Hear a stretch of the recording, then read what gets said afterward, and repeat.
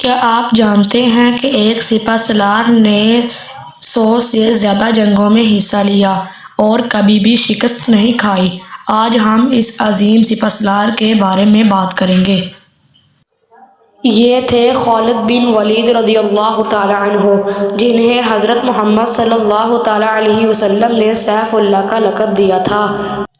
شروع میں وہ مسلمانوں کے خلاف جنگ کرتے تھے، لیکن اللہ عز و جل نے ان کے لیے ایک عظیم منصوبہ رکھا تھا۔ سن 8 ہجری میں حضرت خالد بن ولید رضی اللہ تعالیٰ عنہ نے اسلام قبول کیا۔ جب وہ مدینے پہنچے تو رسول اللہ صلی اللہ تعالیٰ علیہ وسلم نے فرمایا، خالد جیسا شخص اسلام سے دور نہیں رہ سکتا۔ یہ لمحہ ان کی زندگی کا سب سے بڑا موڑ تھا۔ جب جنگ موتا میں 3 کمانڈر شہید ہو گئے تو لشکر میں خوف پھیل گیا۔ تب حضرت خالد بن ولید رضی اللہ تعالیٰ عنہ نے جھنڈا سنبھالا اور فوج کی تربیت کی۔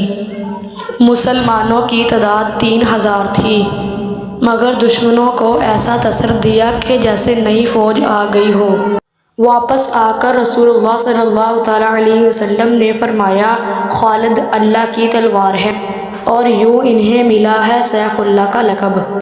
حضرت خالد بن ولید رضی اللہ تعالیٰ عنہ نے اپنی وفات کے وقت فرمایا، میں نے اتنی جنگیں لڑی، میرے جسم پر کوئی جگہ ایسی نہ تھی جہاں زخم نہ ہو، مگر آج میں بستر پر وفات پا رہا ہوں۔